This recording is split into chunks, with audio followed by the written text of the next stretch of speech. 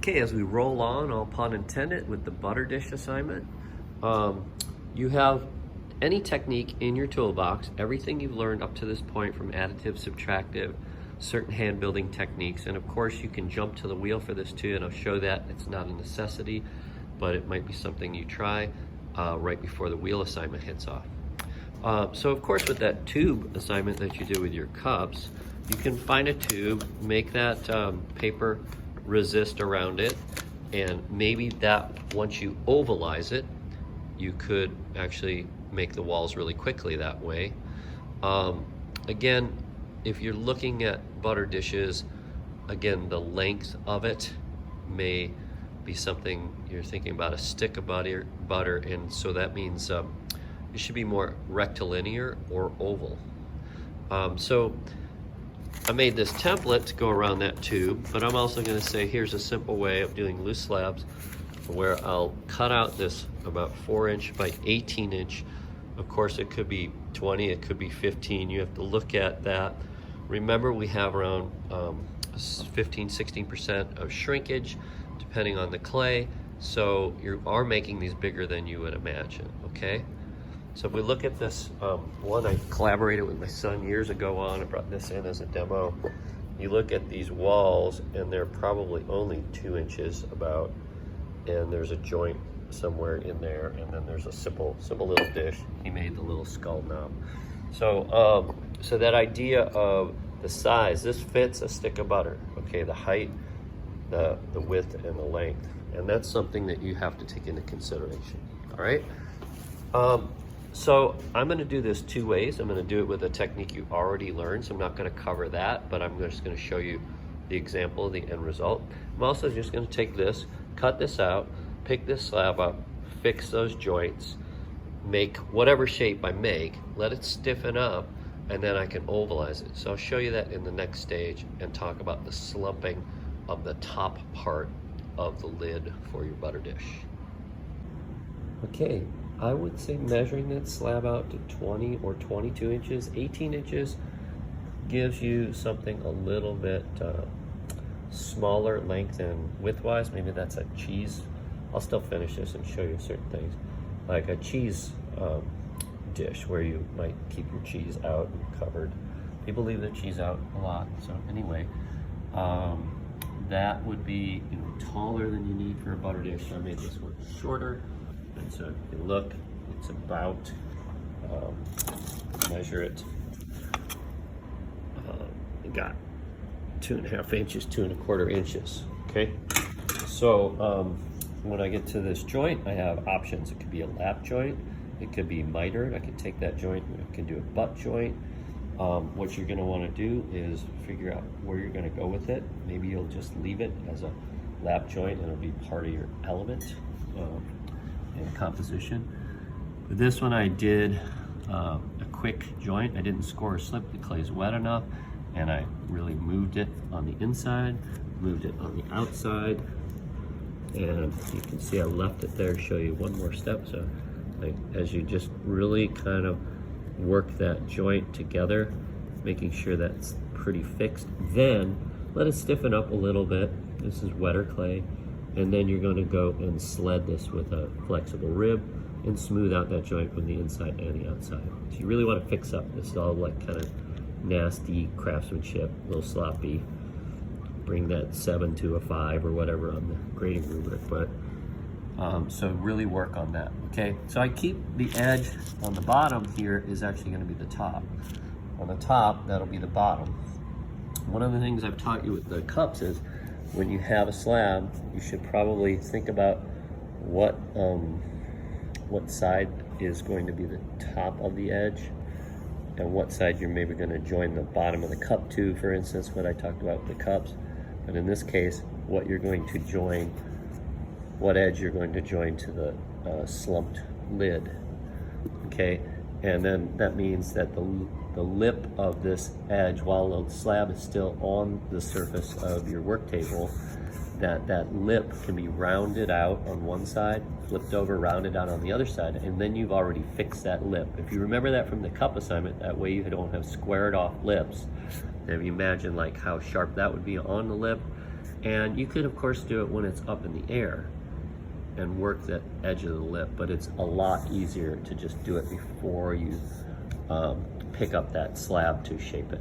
Okay, so what I'll do is I will score and slip. I'll put this together probably as a butt joint this time. This again was a lap joint and I didn't score and slip.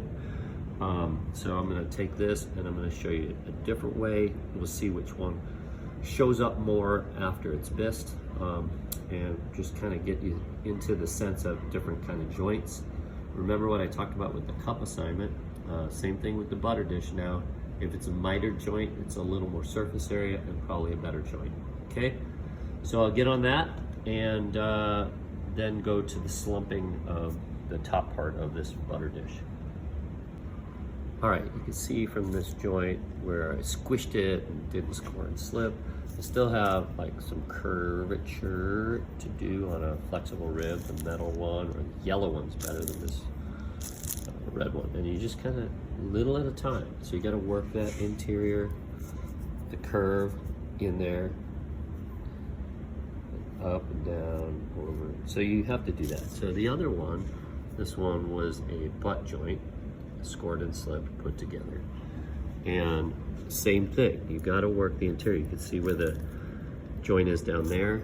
Again, this will be the bottom. I'm keeping the top on plastic where I'm going to join the slump lid. And now I'm going to talk about, so here's the butter one and here's the cheese dish. So again, thinking about that lip, really important. Don't forget about that before you fold it up, okay? All right, so now it's into the slumping side of it. Okay, you've actually prepared your slab. You have about the same thickness. You don't want it thicker, you don't want it thinner. And you're going to have that measurement thought about as far as making sure it's smooth, no canvas. Remember, no canvas allowed anywhere in here on the textures. Making sure that's all smoothed out and you have that slab, okay? Sometimes if the slab's been sitting a while, as this one was while I was working on that joint, to show you the joint, to loosen it up, stretch it a little, get it moving, it'll slump into the cavity more. So here, this lip has to be somewhat closer to a harder leather card. You don't want it really wet or this will stick to it. I'm actually going to use the form itself. Different ways to think about doing that curvature on the top of your lids, and one is just use the form itself. Sometimes it's better to draw around it and cut it out of cardboard, and I'll show you that also, but not in this video. So slumping through cardboard or polystyrene, or on larger things, plywood, is a great way to go too. So anyway, I'm going to drop it on here gently. I'm going to lift up the edges, and right away gravity is already coercing that slab. 1666, Sir Isaac Newton. So anyway, this is really important to think about not using water. Don't use water for most of this. You know, if you're smoothing out a surface, have a moist hand, yeah, but not sloppy. It gets groggier and coarser. And so just thinking about having moisture in your tools is fine, your hands, or moistening one of these, but don't use water, okay? Especially with this, you just want to use the pressure of one of these sponges to gently push it in. Some people use like pantyhose filled with sand, and what it does is it's evenly dispersing the pressure, so you're not poke, poke, poke, poke. Okay, so that's enough. It's got quite a bit of slump in there. I'm gonna let that stiffen up, get close to a leather hard. Sometimes you can nuke it a little with a hair dryer. It's best to have like that patience and thinking about instead of forcing it with a hair dryer. There's no joints here though, so you're not stressing a joint out. So, all right, so I'm gonna let that stiffen up. Next part is to flip it over and kind of find the line that this outside of your form has made on it. And that's where you'll cut it, score and slip, put those together, and I'll show you that next. All right.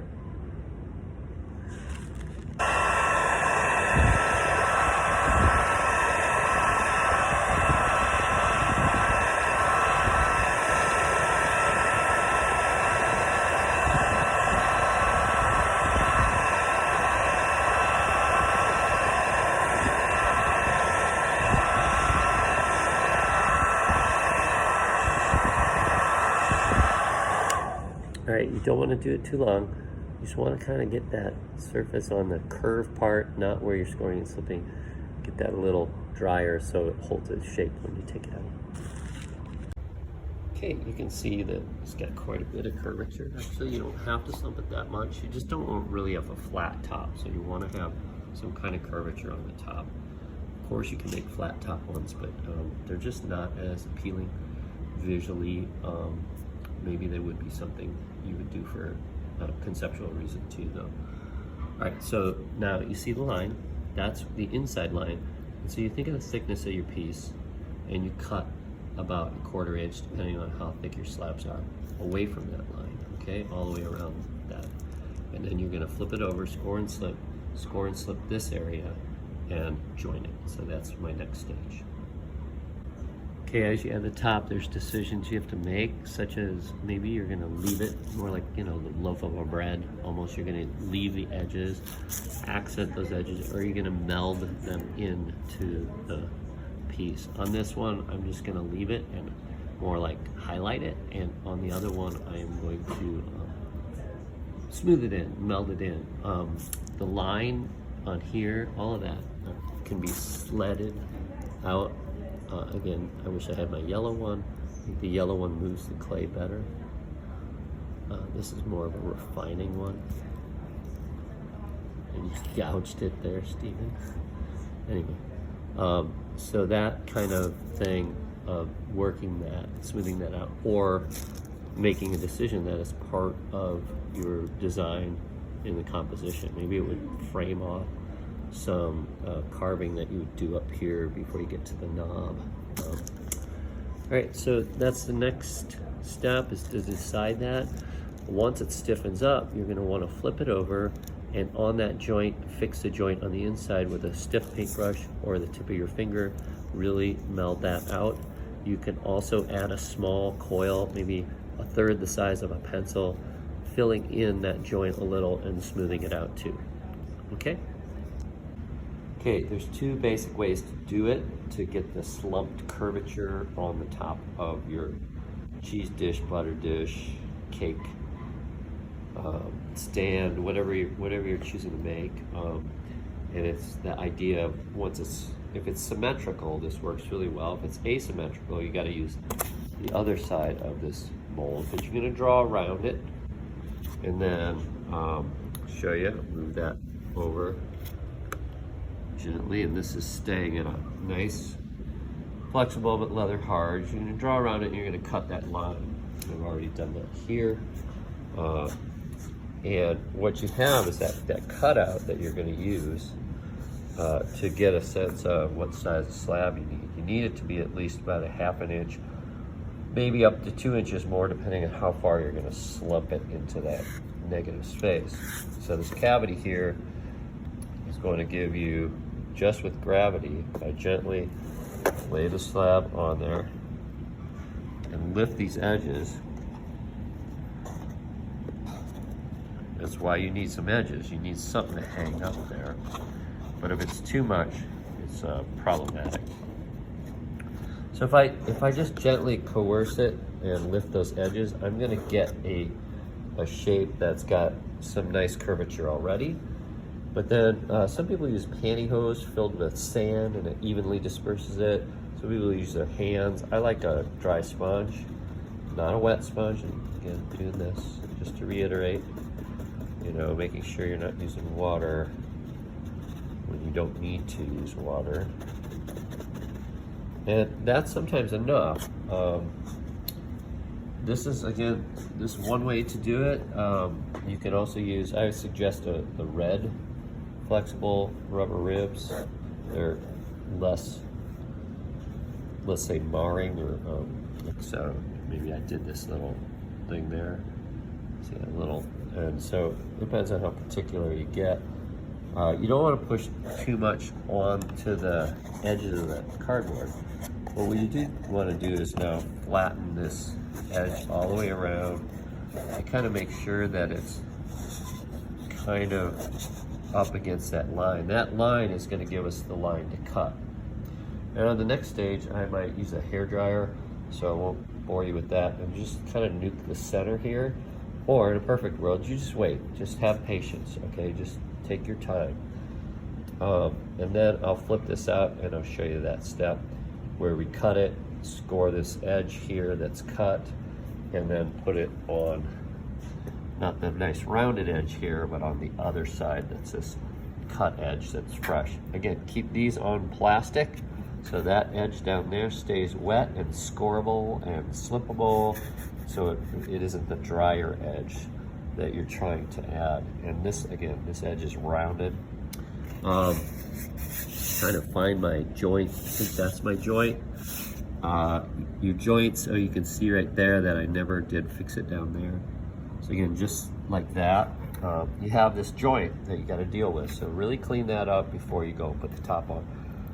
Of course, if you throw this, there's no joint. It's just a ring. Throw a bottomless form, and that's probably the quicker one. But as this is a hand building assignment, try this. You have some wheel skills already, and as you jump into the next assignment on the wheel, you may want to try this again with your wheel skills once you get them honed up. Okay? So I'll show you that next step in a second here. And please remember, using a very sharp X-Acto knife, to be careful, but also not to cut so you're cutting into the table. Always cut on top of a cutting board or on top of another piece of cardboard. And one of the major things is you just go slowly. So you go over that line, all the way around. I'm just gonna do it right here. You go over that line, you go over that line, and you just keep doing that until you cut through. Don't saw with your razor. You'll have, as I did in in-class demonstration, you saw me kind of going, oh, I gotta get this done, and I started sawing. That can ruin the integrity of the cardboard. Remember, you can do this with polystyrene, cardboard, if you get into larger forms, plywood. Single ply is okay. It's easier to cut through for smaller things. As you get up, triple ply or double ply, like I have some of that over here, like that's much thicker. That's a double ply. It's a lot harder to cut through. Sometimes I use a saber saw for that.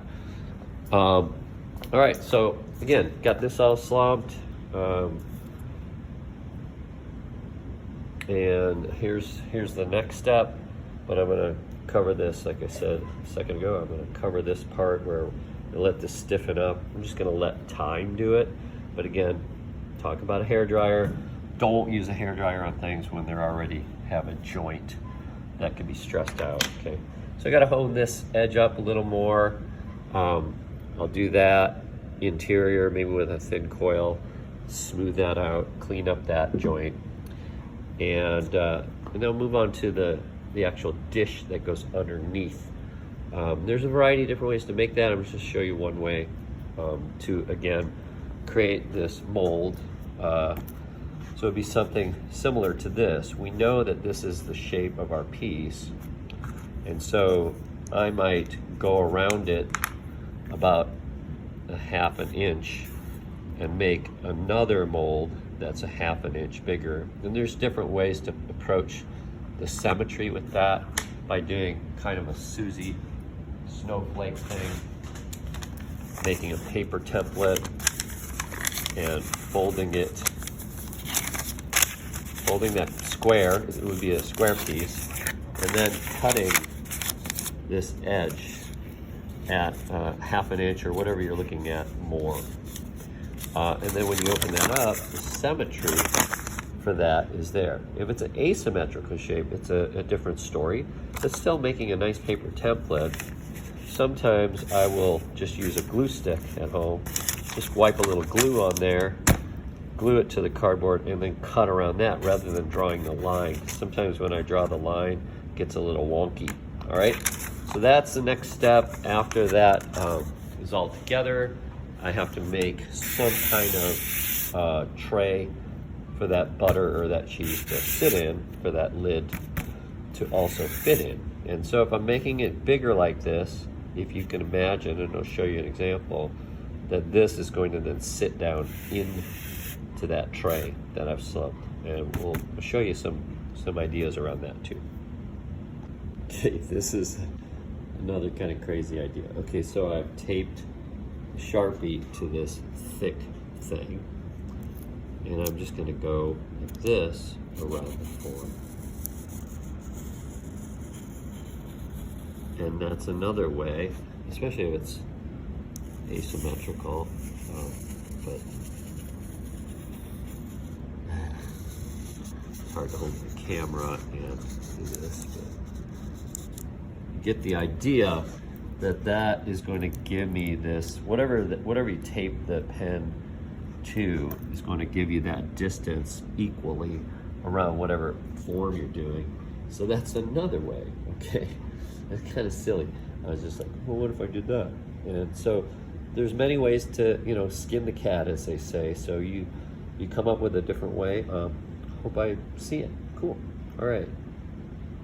Okay, remember to keep that piece that you cut out. Don't toss it, because that's a great template for the clay you need for this. Obviously, you don't make it the same size. Well, maybe it's not obvious, but you make it the same size, it just falls through the hole. So again, you're looking at an 1.5 to 2 inch rule. Remember that the cardboard should have at least 2 or 3 inches maybe around it, so that it keeps the integrity in the mold. But then in this rule, it's probably, you know, depends on how much you slump it, like I said, but this template will be good for that. Of course, a box is always better than just a piece of cardboard, because it's already holding it up there. It might not be as good for asymmetrical forms when you're making hollow forms, but for these kind of forms, it's great. It allows you to, instead of propping this up on a box, it's already a box. So when I slump this, I'll talk about how to flatten it after you slumped it, so that dish is going to sit flat without rocking. And of course, that curvature could also have feet on the bottom. So there's different ways to approach the bottom of that dish. But to have that form fit in there better, it's nicer if it's a flatter bottom, so that this lid can actually seat down in there. And I'll show you that too. Okay, I'm going to reiterate this point again. Of course, you know, that idea that you really smoothing out that surface is not just a visual, it's actually going to give you more integrity to the surface. And a lot of times students are like, why does it keep getting these surface cracks? And it's because you didn't really compress that surface, or you forced it too much. I've already cut it about 1.5 inches or so larger than the form. I have this propped up on a milk crate, and this is now after I've compressed it, where I might roll some texture in, or use some 3D stamps, or some clay stamps, a variety of different things that you could do to this right now. And so it's all clean and ready to slump. So now I'm going to lift it up. It's hard to do with one hand, so I'll turn the camera off, and I'm going to lift it up, and I'm going to put it on here gently and lift those edges like I said before. So now this is going to be the dish for the bottom of the butter vessel, I guess. And so I'm going to slump it in there sort of as deep as I want, or as deep as I can in this case, and then I'm going to show you how I'm going to flatten it down a little. Okay? Okay, again, you're going to use that lid.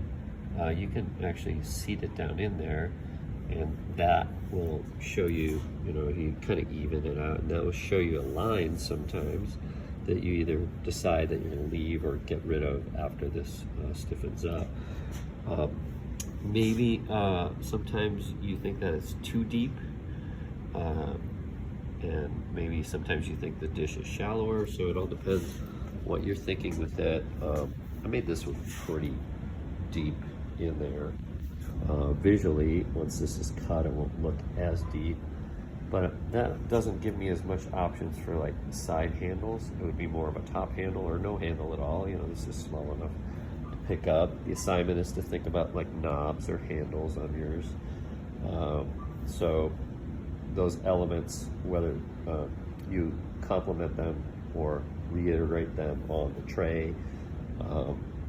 Again, if it's too deep, maybe that's too hard to pick up. This is again for larger things. For this, just a knob here, like the example I showed you that I collaborated with my son back when he was like 8 or 9. That one is like, you know, it's very comfortable, ergonomic. So, all right. So again, next thing I'm thinking is like the actual shape of this. Is it going to, if you're playing with this shape, is it going to take that rim and mimic or reiterate the line that the interior line here is making? Or is it going to play off of it in a wavy way, or an angular way, or some kind of representational way? Like it might be, here would be the Mount Stewart range, or, you know, how would you think about this lip? That's your decision. Those are your decisions. Like all of these little elements that start creating your visual voice. All right, so again, I'll let this stiffen up. I'll move on to the next stage, talk about knobs and everything eventually here as the final stage of it. All right, cool. Okay, I have cut it, and again, I left it larger here. I'll probably think about maybe cold connections where I'll drill some holes and then put some sterling silver posts with a silver and nickel silver die formed butter knife or cheese knife here. Anyway, I have, see all these knurls of clay. After I've cut it, there's different ways to finish this edge. You want to round it out.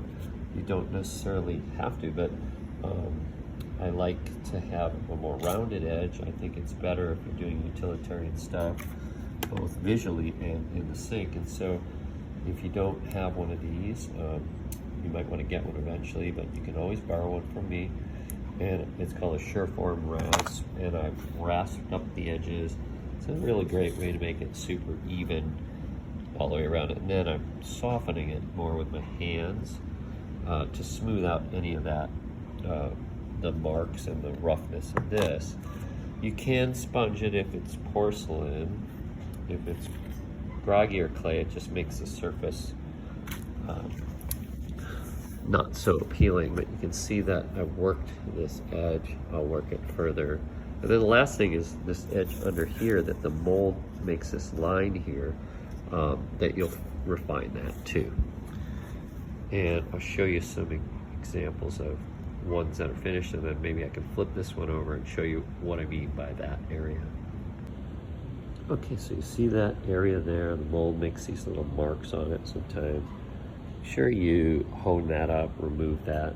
It's as simple as sort of sledding your fingernail. If I run my fingernail sledding over it, I'll work this spot. I'm going to show you. You can see that I'm slowly smoothing it out with my fingernail. So that compared to that, eventually I'll just sled more with my fingernail and use my fingers to manipulate any of these little imperfections. So really refining that stuff is going to help your piece a little more when you look at the bottom. And the bottom is as important as the top, just like the inside of something is equally important, just like the inside of you is more important than the outside sometimes, right? And so the idea of crafting an object, whether it be the interior, the back, things that you don't think people are really going to look at, if they can see it, it's really important. Even if they can't, sometimes the interior of a hollow form that, you know, you want to have it refined. Sometimes you can throw that idea out and not care about that. But I'm just saying, if you're going to craft it well, those are little issues. So, all right, I learned that from Linda Threadgill, who was my metals professor at the University of Wisconsin. And, you know, she talked about the back of a piece of jewelry, and, you know, a lot of people just don't sand enough around the findings or whatever. So it's that same thing. Every time I look at a good piece of clay, it's that same thing. You have to craft it well. Okay, and of course I can push back on that, but these little areas, not quite finished and refined, but they're a little better now. You know, I can push back on it, the fact that if I'm gonna wood fire this, it's gonna show every little nuance to that surface, like these two T-bolts here.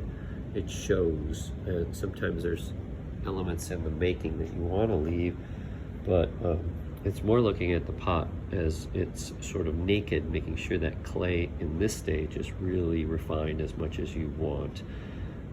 And then the other idea is, what if it's glazed with a fat glaze? And if it's a fat glaze, you could probably even have canvas texture on here, and it would cover it up. So there's different ways to think about it. I loved what Clary Ilian taught me. She was my professor at Iowa for a little while Chuck went on sabbatical, and she taught me about clothing. Like, the glaze is like clothing. So sometimes you put a big fat sweater on it.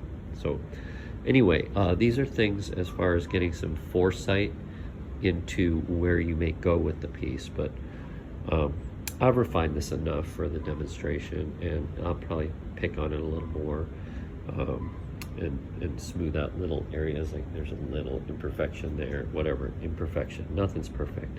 But anyway, that's some of the basic things for you to think about. All right, there's two examples. One a little taller, like a bigger block of cheese, or this one is gonna, after it shrinks, it seems really large for a butter dish right now, but remember that shrinkage I brought up, okay? So 10 to 15, maybe even 16% on some porcelains. But right now we're looking at just trying to add that 15%, and that gives you, bigger than you need, a little bigger. It's good to have a little room around it. I decided I'm not going to put handles or knobs on mine, but again, you have to. Sorry. But these are obviously at this scale fine, just to pick up the lid. But the reason why I want you to do handles is just gives you a focal point, something that you might like tie into here, and also give you more experience with knobs and handles. So that's it. You certainly can use slips and underglazes to think about surface.